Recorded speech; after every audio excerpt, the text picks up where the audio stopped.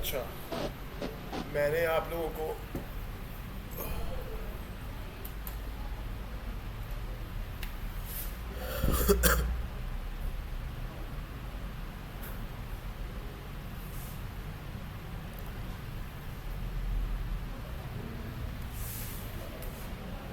मैंने last time आप सब लोगों को पढ़ाया था कि एसईओ क्या होती है, उसकी मेन डेफिनेशन, उसके बारे में बताया था। और मैंने आप लोगों को ये बताया था कि वर्डप्रेस क्या होता है। मैंने आप लोगों को एक और चीज़ समझाई थी कि डोमेन और होस्टिंग किसे कहते हैं। याद है सबको? डोमेन क्या होती है, होस्टिंग क्या होती है, लोकल होस्ट क्या होता है। कोई मुझे बता सकता है आप लोगों में से कि what is the local host?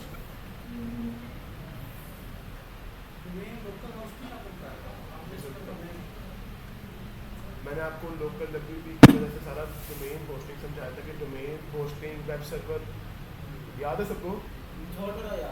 पढ़ाया था ना? पढ़ाया था।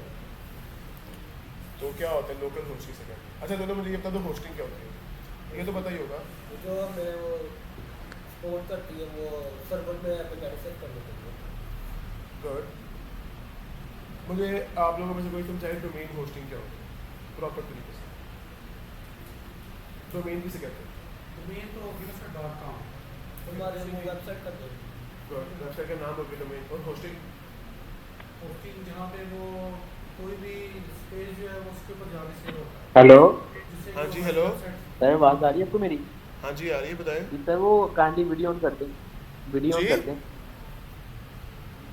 मैं कह वो कैमरा ऑन कर लें अपना ना। कैमरा ऑफ नहीं है? कैमरा नहीं, ऑन क्यों करना कैमरा है? ऑन नहीं है, ऑन कर देना। नहीं नहीं, कैमरा क्यों ऑन करना है? देख दूंगा वैसे ही वो ताकि नहीं नहीं, आप ये हम लोगों ने स्क्रीन शेयर की हुई है ना, कैमरा ऑन करने का फ़ायदा ही नहीं है। आवाज़ आ रही है ना मेरी आपको?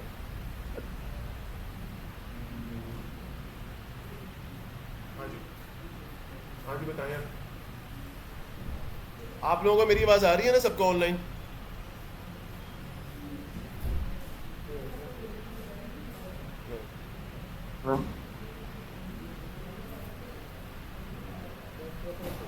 अब अपना साफ हाँ जी हेलो। मैं ये कह रहा हूँ मैंने आपको last time SEO domain hosting, चलिए मैं दोबारा आपको बता देता हूँ ताकि मेरा टाइम ना वेस्ट हो। डोमेन होता है आपकी वेबसाइट का नाम। जैसे idealcollege.com एक डोमेन है। आइडियल कॉलेज जो उसका वेबसाइट का नाम है वही उसका डोमेन है। मैं क्या है उसका डोमेन। Very good. होस्टिंग क्या होती है? मैंने आपको बताया था दुनिया के सारे मोबाइल लैपटॉप से एक वेब सर्वर से कनेक्टेड होते हैं।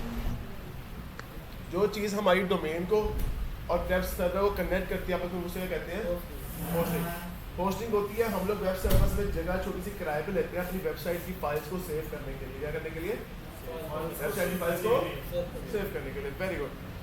तो अब क्लियर है सबको डोमेन होस्टिंग? वैसे आपको मैंने लास्ट में पढ़ाया था।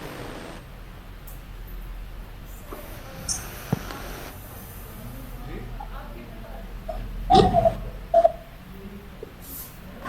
डोमेन होता है हमारी वेबसाइट का नाम। जैसे idealcollege.com डोमेन नेम है। गूगल के इसमें डोमेन कहते हैं हमारी वेबसाइट के नाम को। होस्टिंग होती है, मैंने बताया था कि दुनिया के सारे लैपटॉप्स, मोबाइल्स, हर चीज़ पीछे वेब सर्वर के साथ कनेक्टेड है जहाँ पे हमारी फाइल स्टोर होती है। हमारे मोबाइल का डाटा, क्लाउड स्टोरेज जिसे कहते हैं हम लोग, वो सारा वहाँ पे सेव हो रहा होता है। हम लोग क्या करते हैं, उस वेब सर्वर में छोटी सी जगह किराए पे लेते हैं अपनी वेबसाइट की फाइल्स को स्टोर करने के लिए। उसे हम लोग कहते हैं। Very good. अब क्लियर है सबको? Very good. तो आज हम लोगों ने पढ़ना है ब्लॉगिंग वेबसाइट किस तरह बनाना है। वर्डप्रेस के थ्रू, वर्डप्रेस की हेल्प से हम लोग ब्लॉगिंग वेबसाइट बनाएंगे। बाकी सबको वर्डप्रेस क्लियर है कि वर्डप्रेस क्या होता है? बताया था आपको, सीएमएस होता है, ये कंटेंट मैनेजमेंट सिस्टम कहते हैं इसको। ये सबको याद है? शॉपिफाई और वर्डप्रेस में क्या फ़र्क है? वो स्टोर है।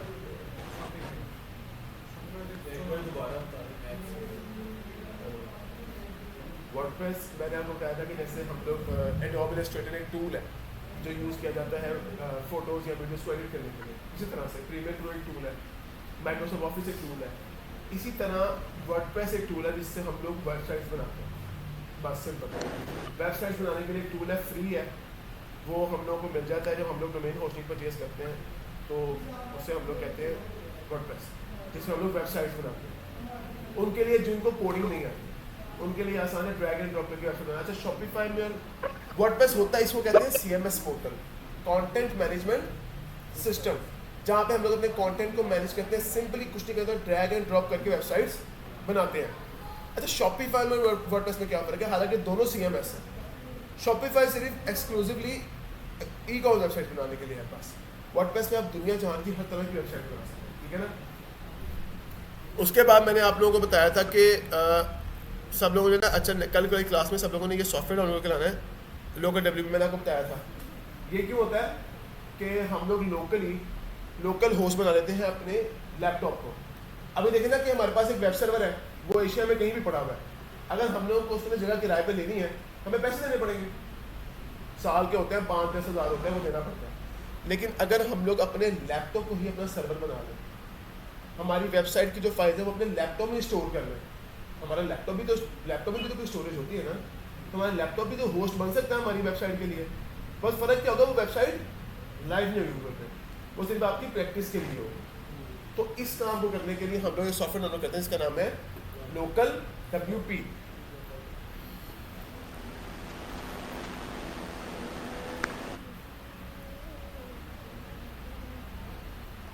गूगल से डाउनलोड हो, वो भी डाउनलोड होगा। लोकल WP को डाउनलोड करेंगे जाके, उसके बाद सीधी रिसेप्शन आपकी वेबसाइट ऐड हो जाएगी। उसमें आप लोगों को वर्डप्रेस भी मिल जाएगा, सारा काम करने की रीच एवरीथिंग आपको मिल जाएगी। जी और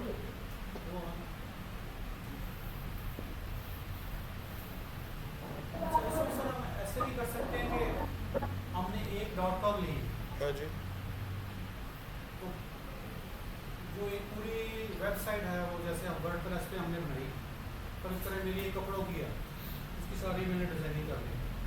फिर एक जूतों की है, उसकी मैंने सारी डिज़ाइनिंग कर दी, सारा उसके जो भी मैंने टॉप्स बनाए। अब मैं अगर ये चाहता हूँ कि जी अब एक मेरे पास .com तो एक है, जब मर्जी मैं जूतों वाली अपलोड कर लूँ, उसको हटा के फिर मैं कपड़ों वाली अपलोड कर लूँ, इस तरह की कोई है सकती जो कहना क्या चाह रहे हैं आप, एक नाम पे 2 वेबसाइट है। .com एक है, लेकिन मेरे पास 10 तरह के मतलब प्रोडक्ट्स है ना आपके पास 10 तरह के, प्रोडक्ट्स हाँ, तो वो तो आप एक वेबसाइट पे कर सकते हैं। जूतों का अलग सेक्शन बन जाएगा, कपड़ों का अलग सेक्शन बन जाएगा, हर चीज़ का अलग सेक्शन बन जाएगा। सेक्शन ही बनाना जैसे अमेजोन पे है ना, अमेजोन पे सिर्फ कपड़े तो नहीं ना मिलते हैं, हाँ, दुनिया की हर चीज़ मिलती है। वही तो सेक्शन बनाने पड़ेंगे, दराज है, हेडलाइन बनाने पड़ेंगे। हाँ जी, दराज है, जैसे दराज की दुनिया की हर चीज़ मिलती है।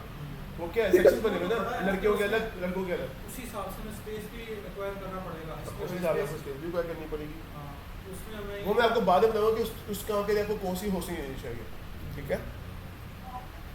वो बात की बात है, जब आप लोग होस्टिंग ले रहे हो, मैं आपको बता रहा हूँ इसी क्लास के दौरान, मतलब कोर्स के दौरान।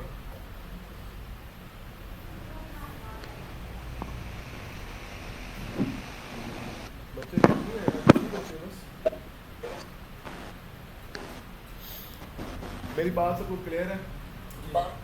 अभी से पहले, क्योंकि अभी हम लोग काम स्टार्ट करने लगे, उससे पहले आप लोगों को कोई सवाल है इससे रिलेटेड, वर्डप्रेस से रिलेटेड, वो मुझसे पूछ लेंगे। छोटी मोटी फीस होती नहीं सारी, वो मुझसे बात तक होती एसईओ तो हमारा स्टार्ट नहीं हुआ, हमारा सिर्फ अभी आपने वर्डप्रेस से स्टार्ट किया। हाँ, एसईओ होना है।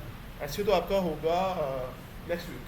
हाँ जी, आज वर्डप्रेस की पहली क्लास है, कल दूसरी क्लास है, और वर्डप्रेस की असल में आज ब्लॉगिंग से बनानी है, कल मैंने आपको आइडियो से बनानी सिखानी है, कल खत्म हो जाएगा। परसों अगले हफ्ते से हम शुरू कर देंगे एसईओ, और एक आपको मैंने ई-कॉमर्स वेबसाइट बनानी सिखानी है, वो मैं आपको कोर्स के एंड में सिखाऊंगा या कोर्स के मिड में सिखाऊंगा, क्योंकि उसमें जो चीज़ें होती हैं वो आपको की हेल्प हो जाएगी कोर्स के दौरान।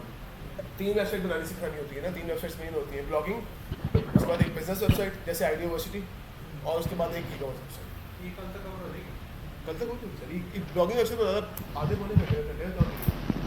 आप लोग अभी देखेंगे, आप लोग बना लेंगे, बल्कि अगर आप लोग एक दिन प्रैक्टिस करें ना, करता आप बना लेंगे, वेबसाइट बनाना बहुत आसान है। ब्लॉगिंग हाँ, रैंक नहीं बताऊंगा, रैंक तो मैं एसईओ के थ्रू बनाऊंगा ना, कि उसको रैंक किसमें करना है, वो तो एसईओ है ना हमारी। अभी तो सिर्फ आपको वर्डप्रेस का ओवरव्यू देना, अभी आपके एसईओ से निकाल दे दिमाग से, अभी सिर्फ वर्डप्रेस है हमारा दिमाग में 2 दिन। क्या आपने लास्ट टाइम बताया था ना कि 200 पॉइंट्स हैं जो कि एसईओ में आते हैं, वो नेक्स्ट वीक कवर होंगे। सर नेक्स्ट वीक से एसईओ स्टार्ट करेंगे, फिर आगे पूरा 2 महीने एसईओ ही चलेगी आप, उसमें on page of page technical तीनों पढ़ाऊंगा मैं आपको, ठीक है सर। ये हम लोग अपनी वेबसाइट पे लॉग इन कर रहे हैं। कहाँ लॉग इन कर रहे हैं? अपनी वेबसाइट के बैक एंड में।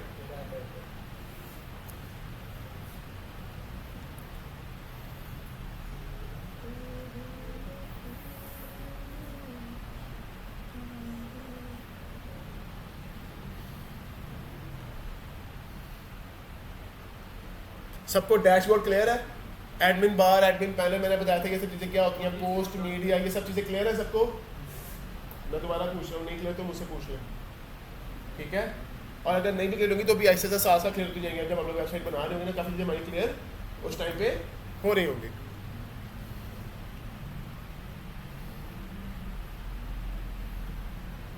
चलें जी, शुरू करते हैं काम। सबसे पहले हम लोगों ने समझ लिया है कि एक ब्लॉगिंग वेबसाइट क्या होती है। क्या होती है? किसी को अंदाजा कि what is a blogging website? एक आर्टिकल लिखा जाता है, एक्सप्लेन किया जाता है। Very good. उसके अलावा कुछ इमेजेस, आर्टिकल्स के थ्रू हम लोग अपनी बात कन्वे करने की कोशिश कर रहे होते हैं ब्लॉगिंग वेबसाइट्स के अंदर, ठीक है?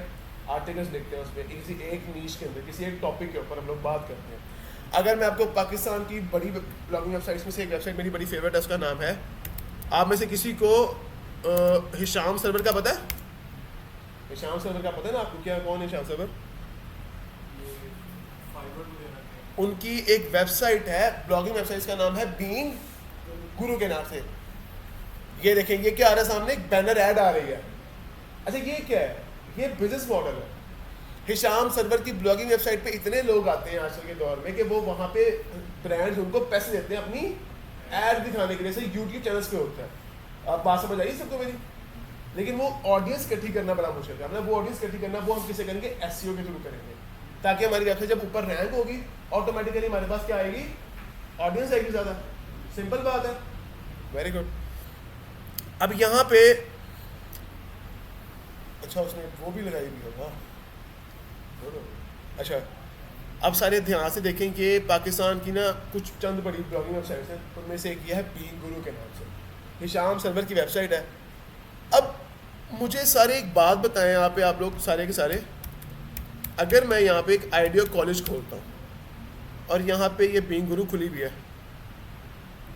नॉर्मल वेबसाइट ऐसी तो नहीं ना होती। ये क्या है? ये क्या मसला है इसमें? कोई होम पेज क्यों नहीं है इसका? जैसे अगर मैंने आइडिया कॉलेज खोली है तो आपके सामने एक पेज आ रहा है। क्या आ रहा है? होम। इसे क्या कहते हैं हम लोग? होम पेज कहते हैं किसी भी वेबसाइट का। लेकिन बीइंग गुरु एक ब्लॉगिंग वेबसाइट है, इसका कोई पेज ही नहीं है। देखें ना कि नीचे जाए यहाँ पे हम लोग, ये देखें यहाँ पे क्या लिखा हुआ है? लोड मोर। मतलब कोई पेज क्यों नहीं है इसका? ब्लॉग्स बने हैं। ब्लॉग बने हुए क्या मतलब क्यों पेजेस क्यों नहीं है इसके? एक ब्लॉगिंग वेबसाइट के अंदर और एक नॉन ब्लॉगिंग वेबसाइट के अंदर क्या फ़र्क नज़र आया आप लोगों को? Very good, very good. Pages नहीं होते, क्या होती हैं? पोस्ट। क्या होती हैं? Very good. ब्लॉगिंग वेबसाइट के अंदर सिर्फ 3 पेजेस होते हैं। आपका कॉन्टैक्ट अस का पेज, प्राइवेसी पॉलिसी का पेज और अबाउट अस का पेज। क्या होता है? 3 पेजेस बनते हैं उसमें, सिर्फ अबाउट अस, प्राइवेसी पॉलिसी और कॉन्टैक्ट अस का। उसके अलावा क्या होती है? सिर्फ पोस्टें होती हैं। अगर आप देखें यहाँ पे, अगर हम लोग दोबारा देखें यहाँ पे, हम लोग इसकी वेबसाइट के ऊपर आए, इसकी वेबसाइट के ऊपर सारी की सारी उसकी पोस्ट आ रही है। लेटेस्ट पोस्ट क्या जो सबसे ज़्यादा मशहूर होती है वो ऊपर आती है। यहाँ तो लेटेस्ट होती है, इस वक्त ये लेटेस्ट पोस्ट है, ये सबसे ऊपर आ रही है, ठीक है? अगर मैं नीचे जाऊँ ये सारी इसकी पोस्ट, आप सबको पता है ना कि इसमें मैं क्लिक करूँगा तो क्या होगा? एक पोस्ट खुल जाएगी इसकी, एक आर्टिकल खुल जाएगा, एक ब्लॉग खुल जाएगा उसका, ठीक है? तो यहाँ से देखिए सारे लोड मोर का ऑप्शन आ रहा है। एक नॉर्मल वेबसाइट पे ये ऑप्शन नहीं आता। नॉर्मल वेबसाइट पे हम लोग होम पेज बनाते हैं। आपको मैंने सबको बताया था कि वेबसाइट क्या होती है, बताया था सबको। Website is the collection of web pages. Google पे वेब पेजेस होते हैं, वेबसाइट्स नहीं होती। वेब पेजेस रैंक करते हैं, वेबसाइट्स रैंक नहीं करती। हम लोग एसईओ वेब पेजेस ही करते हैं, वेबसाइट्स की नहीं करते। अगर मुझे कोई कहता है जी आप आइडिया कॉलेज की एसईओ कर दें, तो मैं आइडिया कॉलेज के हर एक पेज की अलग अलग एसईओ करूँगा। बात क्लियर है मेरी सबको? लेकिन ब्लॉगिंग वेबसाइट में ऐसा नहीं है। ब्लॉगिंग वेबसाइट में थोड़ा डिफरेंट काम है। ब्लॉगिंग वेबसाइट में पेजेस होते ही नहीं है, ब्लॉग्स होते हैं, पोस्ट होती हैं, ठीक है? अच्छा, ब्लॉगिंग की आपको पता है सिंपल डेफिनेशन क्या है? सिंपल डेफिनेशन मैं आपको बताऊँ ब्लॉगिंग वेबसाइट की। इसमें ये होता है कि जो आपकी लेटेस्ट पोस्ट होती है ना, वो ऊपर आती है, पुरानी पोस्ट नीचे चली जाती है। सिंपल क्लियरेंस ये है, अगर नई पोस्ट होगी वो ऊपर आएगी, पुरानी नीचे आती जाएगी, नीचे चली जाएगी। पोस्टों का एक रोल चलता है, पोस्टों का एक रोल चलता है आप लोगों के सामने। बात सबको क्लियर है मेरी? ये फ़र्क होता है एक ब्लॉगिंग वेबसाइट में और एक नॉन ब्लॉगिंग वेबसाइट के अंदर। हम लोग कौन सी बना रहे हैं? ब्लॉगिंग। अब हम लोग इसको शुरू करते हैं बनाना। बाद में सबको क्लियर हो गई? तो इसकी जो SEO होती है वो पोस्ट की SEO होती है। हाँ, पोस्ट कैसे होती है? ऑन पेज एसईओ पोस्ट की जाती है, ठीक है ना? कंटेंट की ना, जी ऑन पेज एसईओ में कंटेंट करते हैं ना हम लोग, कंटेंट को ऑप्टिमाइज करते हैं, इमेजेस को ऑप्टिमाइज करते हैं। तो उसमें हम लोग अपनी पोस्ट के कंटेंट को इमेजेस को ऑप्टिमाइज करेंगे ना। बात समझ आई? Very good. अच्छा, अब हम लोग एक और चीज़ देखते हैं छोटी सी। अब आप लोग मुझे एक बात बताएं, आप लोग कभी सारे रेस्टोरेंट्स में खाना खाने गए? सब जाते हैं, हम लोग सब गए कभी। वहाँ पे आपके सामने मेन्यू होता है। अच्छा, मैं अगर थोड़ा तेज़ बोलूँ ना तो मुझे बता दीजिएगा। मैं अक्सर थोड़ा तेज़ बोलता हूँ, मुझे पता नहीं चलता, मेरी आदत है सुनो, ठीक है ना? अगर मैं थोड़ा तेज़ बोलूँ तो मुझे रोक देना कि सर आप बहुत तेज़ बोलते हैं। तो कभी मेन्यू देखा है किसी ने खाने का? देखा ही होगा सबने, ऑब्वियसली। ई पे सबने देखा होगा। गुड।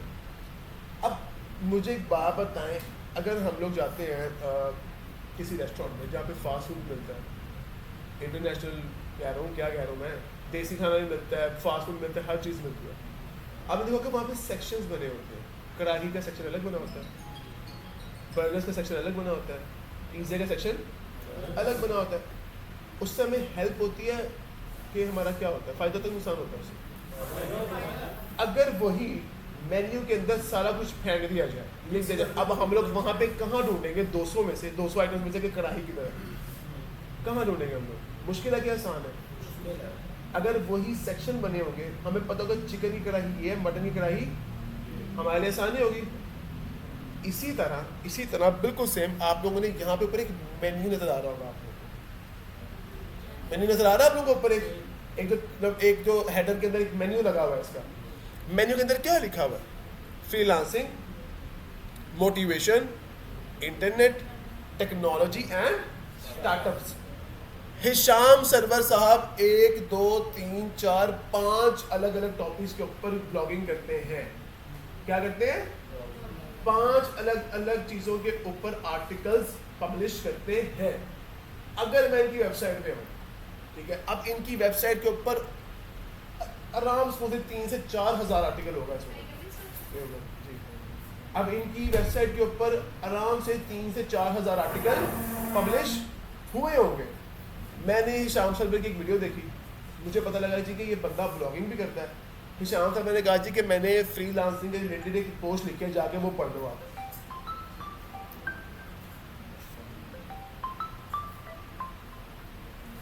हिशाम साहब कहते हैं जी मैंने ब्लॉगिंग के ऊपर फ्रीलांसिंग के ऊपर एक पोस्ट लिखी है, जाके वो पोस्ट पढ़ लो। हम आगे जी बीइंग गुरु के ऊपर। अगर आप लोग 2 मिनट के लिए सोचेंगे कि यहाँ पे ये बार नहीं है, तो मैं 4000 आर्टिकल्स में से फ्रीलांसिंग वाले आर्टिकल कैसे ढूंढूंगा? मैं तो बुरा हो जाऊंगा, मैं दूंगा भाड़ में, मुझे पढ़ना ही नहीं है। तो ये किसकी आसानी के लिए बनाया गया है? हमारी, ताकि हम लोगों को उसके आर्टिकल्स आराम से मिल जाए। इसे हम लोग कहते हैं कैटेगरीज। क्या कहते हैं?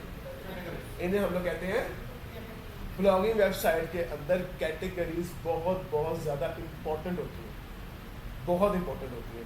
अच्छा, एक तो कैटेगरी बना दी उसने ना, उसके बाद जैसे मेन्यू के अंदर आप लोगों ने देखा होगा, होटल्स के मेन्यू के अंदर अगर कढ़ाई है उसमें 2 बनी होती है सब। एक तो कैटेगरी मेन होगी हमारी कढ़ाई, उसमें सब कैटेगरी क्या बनेगी? चिकन की कढ़ाई और मटन की कढ़ाई। उसमें भी हमें क्या होगा? आसानी हो जाएगी ढूंढने के लिए। इसी तरह से फ्रीलांसिंग के अंदर उसने सब कैटेगरीज बनाई हैं। क्या बनाई है? इन्हें हम लोग क्या कहते हैं? हम लोग ये भी बनाना सीखेंगे आज अपनी ब्लॉगिंग वेबसाइट के अंदर। अब मैं कहता हूँ जी फ्रीलांसिंग के ऊपर उसने हज़ारों आर्टिकल्स लिखे होंगे, उसमें से मैं पढ़ना चाहता हूँ डिजिटल मार्केटिंग के ऊपर। तो डिजिटल मार्केटिंग के ऊपर मैं क्लिक करूँगा, वो मुझे ले जाएगा उन सारी पोस्टों पे जो डिजिटल मार्केटिंग के ऊपर, फ्रीलांसिंग और डिजिटल मार्केटिंग के ऊपर उसने लिखी हुई है। मेरे लिए आसानी पैदा हुई, आसान हो गया मेरे लिए। अब मेरे ये कैटेगरी क्या लिखा हुआ है? Digital marketing. 1 2 3 4 5 पता नहीं कितने आर्टिकल्स हैं, 6-7 आर्टिकल्स हैं बस। अगर मुझे ये कैटेगरी ना मिलती यहाँ पे बनी हुई तो मैं ये आर्टिकल्स कहाँ ढूंढता? मैं तो पागल होता 4,000-5,000 आर्टिकल में ढूंढता मैं तो मिलता ही नहीं था कभी। सारे खोल के जाता लोड मोड करता, कब तक करता रहता लोड मोड? ऐसे ही है। बात मेरी क्लियर हुई सबको कि मेन्यू कितना इंपॉर्टेंट होता है किसी भी वेबसाइट के अंदर। मैंने आपको बताया था कि वेबसाइट के अंदर 3 मेन पार्ट्स होते हैं, सबको पता है, हेडर, फुटर और बॉडी, 3 होते हैं। एक तो हो गया आपका हेडर, एक आपकी बॉडी और एक आपका फुटर। क्लियर है मेरी बात?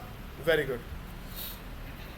इसमें सर्च की ऑप्शन है किसी साथ रखिए मेरे साथ सर इसमें पोस्ट के अलावा वीडियो भी डाल सकते वीडियो मतलब लाइव वीडियो ब्लॉग के अंदर डाल सकते हैं, कुछ भी डाल सकते हैं, इमेजेस वीडियोस आप ऐड कर सकते हैं ब्लॉग में। वैसे इसमें सिर्फ वो पोस्ट ही डाली इसने सिर्फ पोस्ट डाली है। इसने क्या किया भाई, देखिए ना, इसने ये वाली पोस्ट लिखी हुई है। अगर मैं खोल के देखूँ पोस्ट तो ये देखें, इसे हम कहते हैं बैनर इमेज।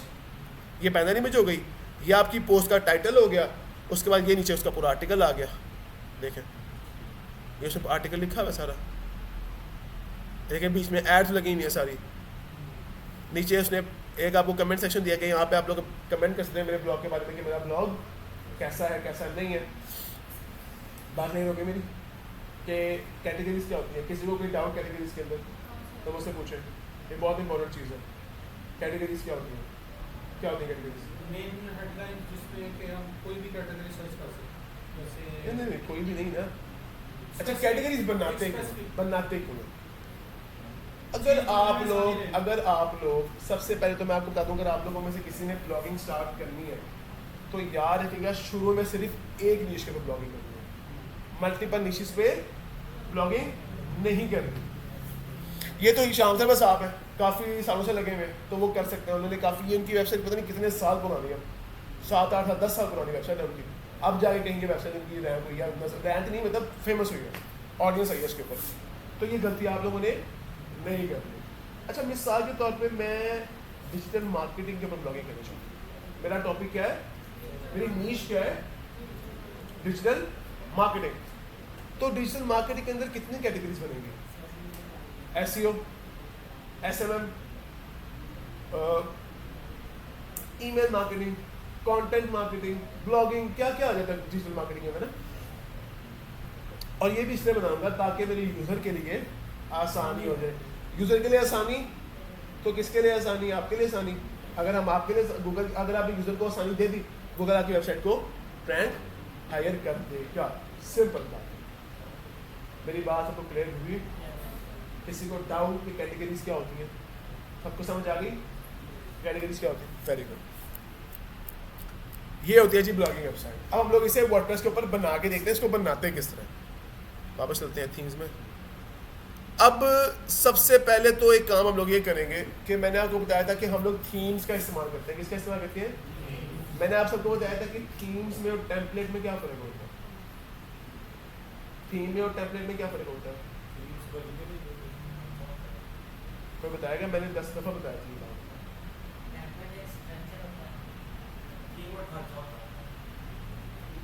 टेम्पलेट क्या होता है?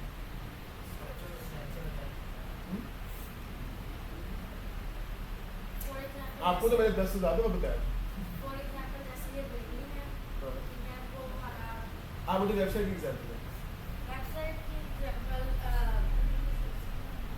आप तो पुराने मतलब पिछले मतलब 2-3 हफ्ते से एक मिनट, और कौन है यहाँ पे पुराना? आप हो ना, और आप भी हो। आप तीनों को तो पता होना चाहिए। जी फॉर एग्जाम्पल जो थीम होती है ना, हमको किसी चीज़ को डांस को कहते हैं, ठीक है। और टेम्पलेट जो होते हैं ना, वो हर चीज़ सेम टू सेम एस्टेज होती है उसको रहते हैं। बात समझ आई? थीम होता है किसी भी चीज़ का स्ट्रक्चर। क्या होता है? वेबसाइट का या किसी बिल्डिंग का स्ट्रक्चर। अगर मैं कहूँ जी मैंने इसकी थीम कॉपी करनी है, थीम से आपको समझ आएगा डिज़ाइन एलिमेंट्स को कहते हैं। किसको कहते हैं? किसी भी चीज़ का डिज़ाइन। अगर मैं कहता हूँ मैंने इसको एज इट इज कॉपी करना है, उसे हम कहते हैं टेम्पलेट। क्या कहते हैं? अगर मैं आइडिया कॉलेज की टेम्पलेट कॉपी करता हूँ तो पता है क्या होगा? मेरे सामने पूरी की पूरी ये इस तरह की वेबसाइट एक कॉपी पेस्ट हो जाएगी। मैं इसको ही एडिट कर लूँगा, ठीक है।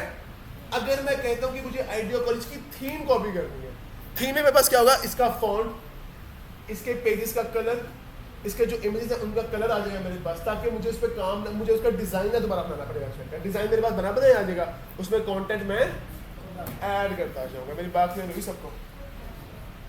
Very good. तो पूरी दुनिया में सबसे ज़्यादा मशहूर जो थीम यूज़ की जाती है ब्लॉगिंग के लिए उसका नाम है जनरेट प्रेस। क्या नाम है? Generate press. पूरी दुनिया में ये वाली वो थीम है, पूरी दुनिया में इसको इस्तेमाल किया जाता है, इसको हम कहते हैं जनरेट प्रेस। अगर अभी मैं अपनी वेबसाइट को विजिट करता हूँ, अपनी वेबसाइट के फ्रंट एंड में जाता हूँ, अब हमारी वेबसाइट कुछ तरह की दिखती है। इस वक्त जो इसके ऊपर थीम लगी हुई है उसका नाम है डीवी। क्या नाम है? वो देखिए ऊपर क्या लिखा हुआ है। इस वक्त हमारी वेबसाइट के ऊपर डीवी थीम लगी हुई है। कौन सी थीम लगी हुई है? अब हम लोग क्या करते हैं, वापस चलते हैं अपने बैक एंड में, डैश प्लगइन में जा रहा हूँ,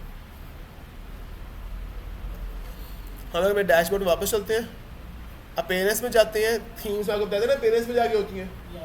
थीम्स में जाने के बाद हम लोग ये जनरेट प्रेस की थीम, आप लोग इसको कैसे डाउनलोड करेंगे? आप लोग जाके यहाँ पे करेंगे add new theme. Add new theme करने के बाद यहाँ पे इसको सर्च करेंगे, जनरेट, ये आगे जनरेट प्रेस हमारे यहाँ पे पहले से इंस्टॉल हुई हुई है, ये मैंने पहले इंस्टॉल कर ली थी, ठीक है। अब मैं इसे यहाँ से क्या कर लूँगा, एक्टिवेट कर लूँगा। अब ये हमारी एक्टिवेट हो जाएगी। अब देखते हैं जी, अब हम लोग अपनी वेबसाइट को दोबारा विजिट करके देखते हैं। अब चेंज हो गया, नोटिस किया आप लोगों ने? वेबसाइट वही है, लेकिन वेबसाइट का फॉन्ट, वेबसाइट का डिज़ाइन, पेज का कलर सब कुछ चेंज हो गया। ये क्यों हुआ? क्योंकि हम लोगों ने थीम चेंज कर दिया। Very good. देखिए मुझे एक बात बताएं, मुझे एक चीज़ समझ में नहीं आ रही है कि अगर मैं पेरेंट्स में जाऊं, दोबारा थीम्स में जाऊं, तो ये ऐसा क्यों नहीं आ रहा बाहर? ये ऐसा क्यों नहीं आ रहा बाहर? यहाँ पे तो कुछ और आ रहा है ना, जनरेट प्रेस। यहाँ पे जनरेट प्रेस तो कुछ और तो हमें दिखाया जा रहा है, लेकिन जब हम लोगों ने वेबसाइट को विजिट किया वहाँ पे ऐसा क्योंकि सर थी आपने, मैं जो पुराने बच्चे क्योंकि सर थीम, ठीक है, नहीं, क्यों नहीं आ रहा? जनरेट प्रेस ऐसा दिखता है, थीम ऐसी दिखती है, ये ऐसा आना चाहिए, क्यों नहीं आ रहा? ऐसा नहीं है। क्यों नहीं आ रहा? पेज अपलोड नहीं किया उसने, जी पेज था वो नहीं अपलोड है सर। ये देखें थीम एक्टिवेटेड है आपकी, थीम आपकी एक्टिवेट हो चुकी है। अगर मैं इस पर क्लिक करूँगा तो इस वक्त ये थीम आपकी चल रही है इस वक्त, ठीक है। लेकिन यहाँ पे तो कुछ और दिखा रहा है ये, और अगर हम वेबसाइट को विजिट करें तो यहाँ पे तो कुछ और दिखा रहा है हमें। ऐसा क्यों? नहीं, नथिंग फाउंड नहीं। मुझे बताया ना कि वैसी की वैसी क्यों नहीं आ रही हमारे सामने? जैसे जनरेट प्रेस बनी हुई थी अभी हमने देखा ना, ये वैसा क्यों नहीं आ रहा? क्या बोलते? अपलोड है, सब कुछ कंप्लीटेड है, थीम आपकी एक्टिवेट हो चुकी है, ठीक है। एक्टिवेट हो चुकी होती तो आनी चाहिए थी। क्यों नहीं आ रही? हो चुकी है, फिर भी क्यों नहीं आ रही? वही तो सवाल है मेरा। नहीं,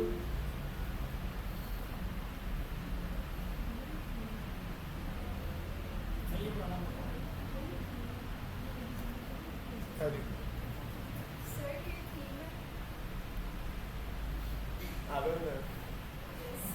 जी क्यों नहीं आ रही? क्योंकि हम लोगों ने जनरेट प्रेस को क्या यूज़ किया, एज अ थीम यूज़ किया। अभी मैंने आपको ये बात करने से पहले बताया कि थीम में और टेम्पलेट में क्या फ़र्क होता है। अगर हम लोग जनरेट प्रेस की टेम्पलेट कॉपी करते हैं तो हमारे सामने एज इट इज़ वो कॉपी पेस्ट हो जाती है, लेकिन हम लोगों ने जनरेट प्रेस की सिर्फ क्या कॉपी की? सिर्फ थीम कॉपी, टेम्पलेट नहीं की। मेरी बात अब क्लियर हुई सबको? Very good. आप लोगों ने क्यों बताया? कोई बात नहीं, समझ आई मेरी बात सबको? क्लियर है सबको?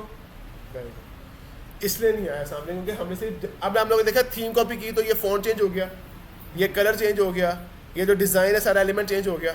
वेरी गुड जी। अभी तो टेम्पलेट नहीं करी, जब टेम्पलेट करेंगे तब आपको नजर आ जाएगा सर। अभी नहीं करें सर, अभी सिर्फ आपको थीम पढ़ा रहा हूँ, जो हमारा टॉपिक है उसके बारे में पढ़ा रहा हूँ।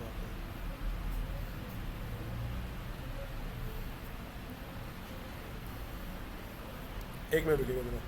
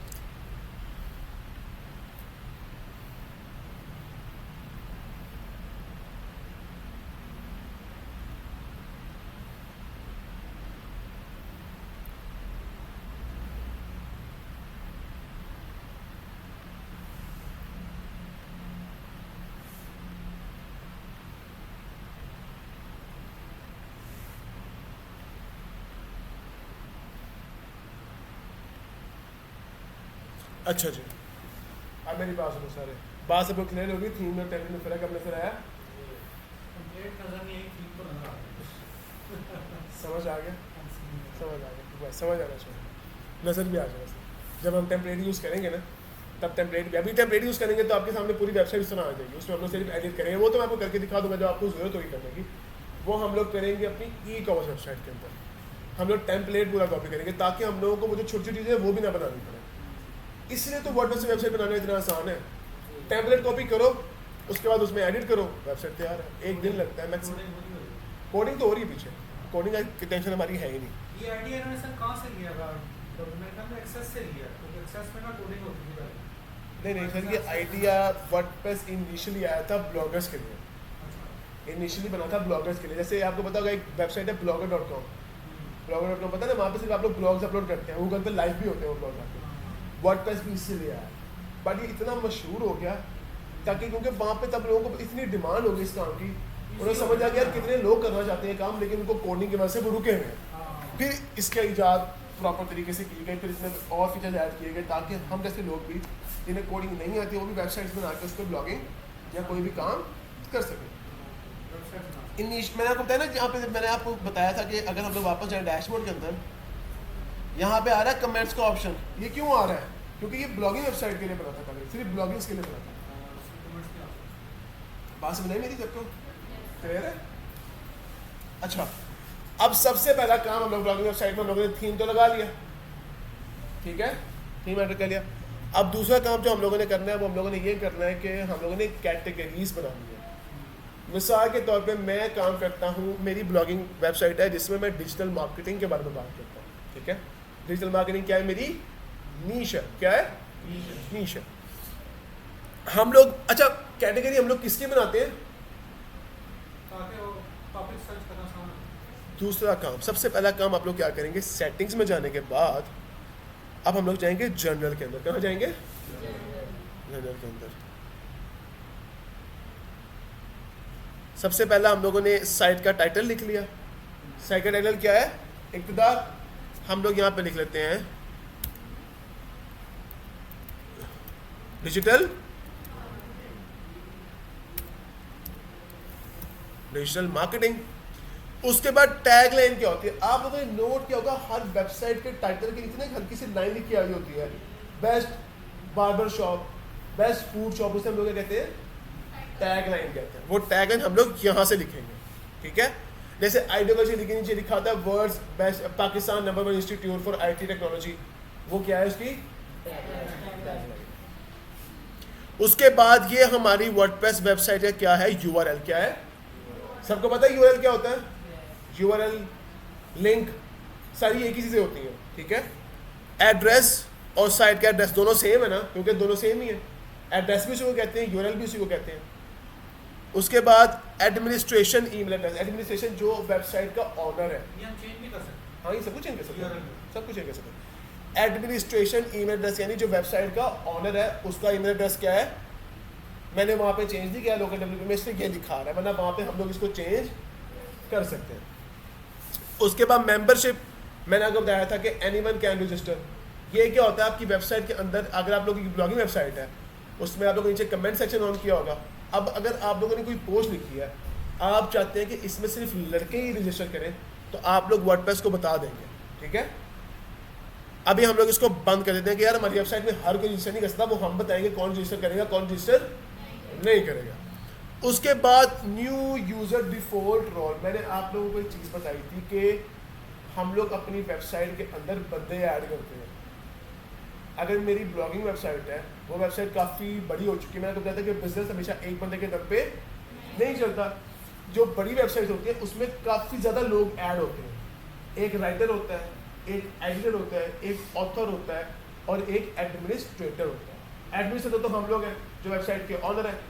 अगर मुझे किसी को ऐड करना है, जैसे मैंने मिसाल तो मैंने ब्लॉग लिखवाना है, मेरे पास राइटर है, मैंने आपको ऐसे राइटर ऐड करना है, तो मैं वर्डप्रेस के अंदर आपको ऐड करूँगा, लेकिन आपका जो रोल है, जो आपका किरदार है, वो मैं वर्डप्रेस को बता दूंगा कि यार इनका काम है सिर्फ और सिर्फ ब्लॉग या कुछ लिखना, तो आप उसके अलावा कुछ और नहीं कर सकेंगे मेरी वेबसाइट। आप अपने दायरे से बाहर नहीं जा पाएंगे जब मैं वर्डप्रेस को बता दूँ कि यार ये बंदा जब भी वेबसाइट में आएगा ये किसी चीज़ को ना छेड़े मेरी, सिर्फ अपना ब्लॉग लिखे और टाइम से घर जाए, इसका कोई काम नहीं है मेरी वेबसाइट में कुछ भी करने का, वो मैं वर्डप्रेस को बताऊंगा। उससे हम लोग क्या कहते हैं, यूज़र को ऐड करना। अब यूज़र तो ऐड कर लिया, लेकिन अब मैं उसको कैसे बताऊंगा कि उसका किरदार क्या है मेरी वेबसाइट में, वो तो हमें बताना पड़ेगा ना। तो हम लोग कहाँ से बताते हैं, यहाँ से बताते हैं, ये तो सेटिंग बनी हुई यूज़र वाली, ऐसा ही है। लेकिन अगर मैं किसी को ऐड करता हूँ, अगर मैं किसी बंदे को ऐड करता हूँ और उसका रोल डिफाइन करना भूल जाता हूँ, तो वर्डप्रेस उसको बाय डिफॉल्ट एज अ क्या ऐड करेगा, सब्सक्राइबर ऐड करेगा। Very good. अगर हम लोग भूल जाते हैं, हम लोगों को यहाँ पे उसे बताना पड़ेगा डिफॉल्ट। अगर मैंने तुम्हें नहीं बताया तो तुम उस बंदे को क्या ऐड कर लेना, यहाँ तो सब्सक्राइबर ऐड करना, या तो कंट्रीब्यूटर या ऑथर या एडिटर या एडमिनिस्ट्रेटर। ठीक है, वेरी गुड। पानी ला दे बस।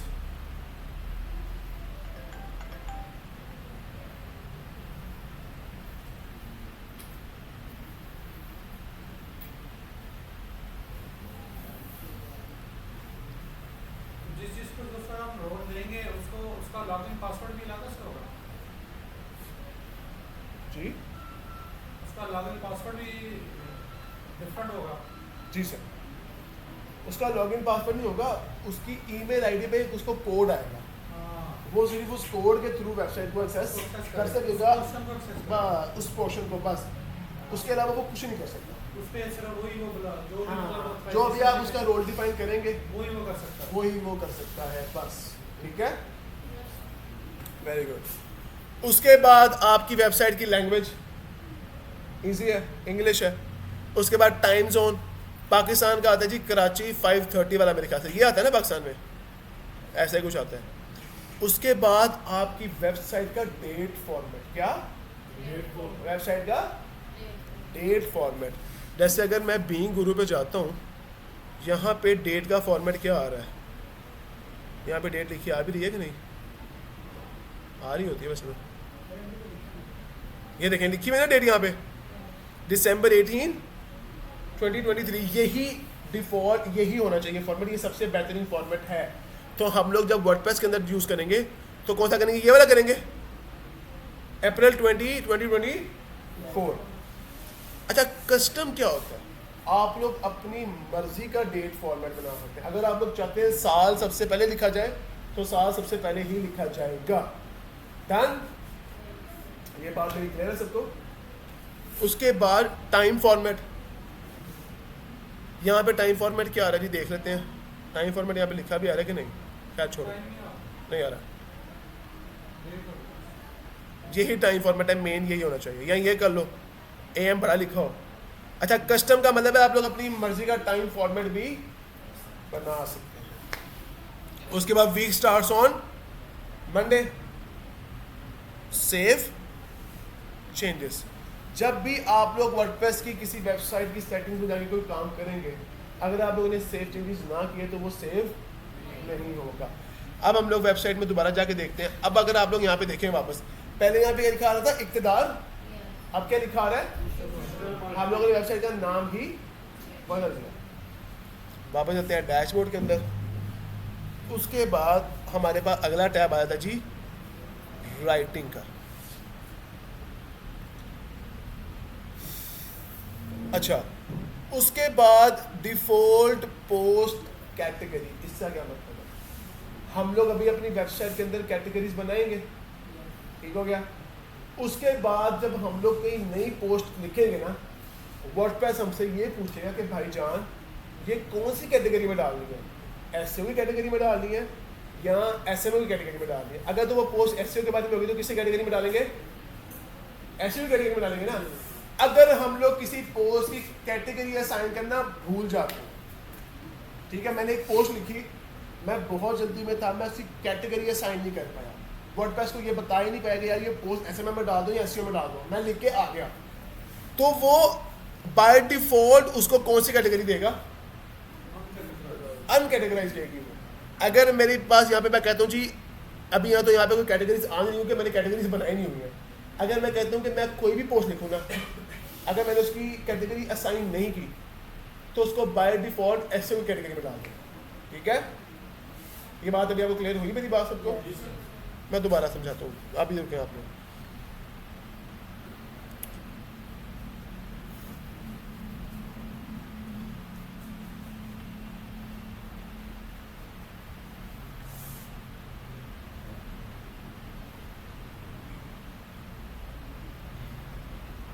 बाकी ये वाले साइड मैंने आपको टैब पढ़ा दी थे ना सर, ये क्या होते हैं लास्ट टाइम?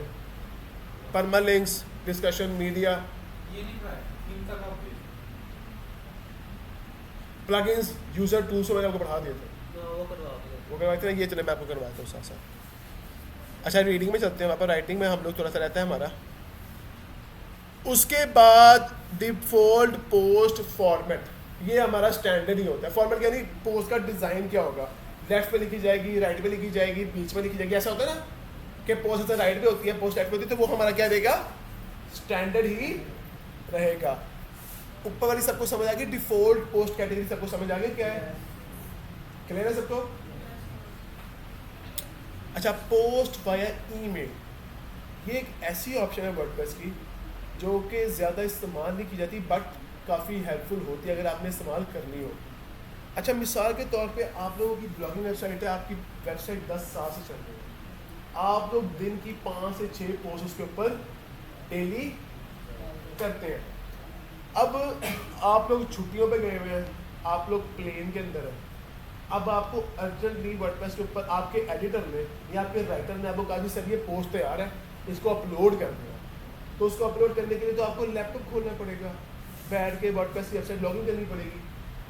अच्छा, इस चीज़ से बचने के लिए वर्डप्रेस ने एक ऑप्शन निकाला, उसे हम कहते हैं पोस्ट वाया ईमेल। वर्डप्रेस हम लोगों को एक ऐसी ईमेल बना के देगा जो सिर्फ एडमिनिस्ट्रेटर यानी सिर्फ मेरे पास होगी, कि मैं कहीं भी दुनिया में बैठा यहाँ से जब उसको ईमेल सेंड करूँगा तो वो ऑटोमेटिकली पोस्ट अपलोड हो जाएगी, मुझे लैपटॉप खोलने की ज़रूरत नहीं पड़ेगी। बात क्लियर है? ईमेल हर बार चेंज हो गई, चेंज हो क्या कह रहे हैं? ईमेल जो है क्या चेंज हो गई हर सेम है। नहीं, सेम है, वो सिर्फ आपके पास होगी ना, वर्डप्रेस सिर्फ आपको देगा।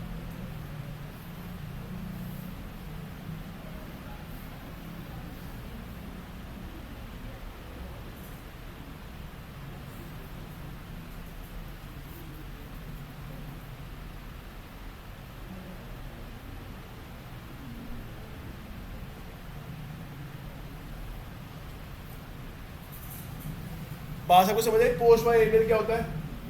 हम लोग इसके थ्रू एक ऐसी ईमेल बनाएंगे, उस ईमेल के अंदर जब हम लोग कोई ईमेल सेंड करेंगे ना तो वो ऑटोमेटिकली क्या हो जाएगा, वर्डप्रेस के अंदर पोस्ट अपलोड कर दी जाएगी। आप लोगों को लैपटॉप खोलने की, कुछ ऐसा वैसा काम करने की ज़रूरत नहीं पड़ेगी। Very good. उसके बाद हम लोग चलते हैं रीडिंग के ऊपर।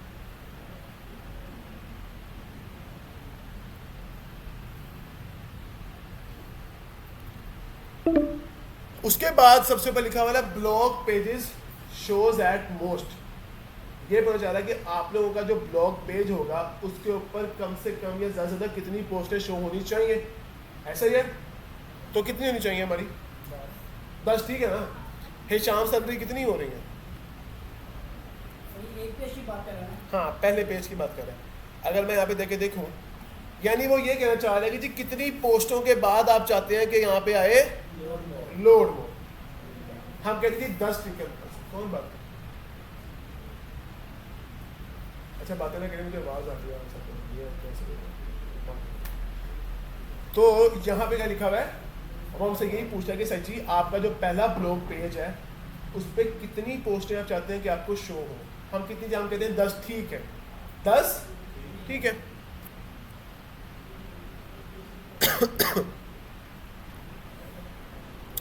उसके बाद simplification field show the most recent. आपके सामने यहाँ पे लिखा था मोस्ट रीसेंट पोस्टों का शो। अब वहां पे कितनी पोस्ट होनी चाहिए हमारी? यानी अगर हम लोगों ने 10 पोस्टें लिखी हुई, रिसेंटली जो हमारी लिखी हुई पोस्ट है, अगर ये सेक्शन हमारी मर्जी होती है, चाहिए तो लग भी सकते हैं, ये तो डिलीट भी कर सकते हैं। हम कहते हैं ठीक है यार 10 वहाँ पे भी शो करा तो कोई बात नहीं, हम लोग का मसला नहीं है। अच्छा, उसके बाद क्या लिखा है? For each post in a feed include full text और एक्सर्प्ट। अच्छा, इससे क्या मतलब है? अगर मैं वेबसाइट पे जाऊं, वो पहले पता है क्या कहना चाह रहा है? हमारे सामने आपने यहाँ पे नोट किया होगा, पूरी की पूरी पोस्ट शो नहीं हो रही, सिर्फ एक इमेज आ रही है और इसे क्या कहते हैं? एक्सर्प्ट। छोटा सा लिखा होता है, अगर वैसे जहाँ पे लिखा होता है ना लोड मोड का, हम क्लिक करते हैं फिर पूरी पोस्ट खुलती है, ऐसा होता है ना, उसे हम लोग कहते हैं एक्सर्प्ट। क्या कहते हैं? एक्सर्प्ट। डन हो गया। अगर मैं यहाँ पे कहूँ चीज नहीं, मुझे फुल पोस्ट शो करूँ तो कितना बुरा लगेगा, पूरी पूरी पोस्ट हमें शो हो रही है, जहर लगेगा ना। तो हम लोग क्या करेंगे कि जी नहीं, हमें पूरी पोस्ट शो ना करो, सिर्फ उसका कुछ हिस्सा, एक छोटी सी 2-4 लाइनें हमें शो कर दो। अगर हम लोगों ने उसको पूरा पढ़ना होगा, हम उस पर क्लिक करके उसको पढ़ लेंगे। तो यहाँ पे क्या लिखा है? एक्सेप्ट। अगर मैं फुल टेक्स्ट पे क्लिक करूंगा तो मुझे पूरी पूरी पोस्ट होना शुरू हो जाएगी, जो कि बहुत ही बुरा लगता है। तो एक्सेप्ट ठीक है। थंबनेल लिखता है, आपकी पोस्ट का थंबनेल बन गया। ऐसा होता है ना कि थोड़ी सी पोस्ट लिखी होती है फेसबुक पे भी, अगर आपने पूरी पढ़नी है तो आप लोग लोड मोड पे क्लिक कर लेते हैं। उसके बाद आती है सर्च इंजन विजिबिलिटी, ये हम लोग बाद में पढ़ेंगे, ये अभी का नहीं है, ठीक है।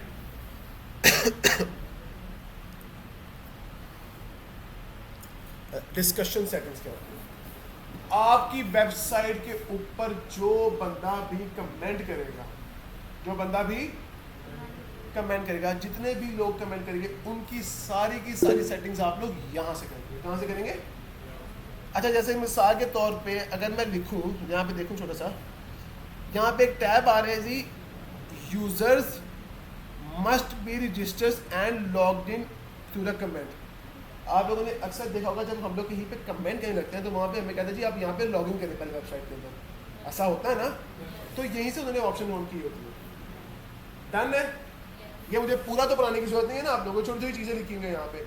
आप लोगों की मर्जी है कि आप लोग अपने यूजर से क्या चाहते हैं, जो भी उसमें कमेंट करेगा उसकी सारी सेटिंग्स हम लोग यहाँ से कर सकते हैं। उसके बाद मीडिया आ जाता है। मीडिया में आपकी वेबसाइट की पहचान वो होगा कि जी आपकी थंबनेल साइज, आपकी इमेज का साइज, डिफ़ॉल्ट साइज आप लोगों ने क्या रखना है, बहुत बचों वाली चीज़ है। उसके बाद हम लोग चलते हैं परमालिंक्स के ऊपर। अच्छा, परमालिंक्स क्या होता है? मुझे कोई बताएगा कि इससे हम लोग क्या कहते हैं? यूआरएल कहते हैं। क्या बोली जा रही है? स्लग कहाँ से आता?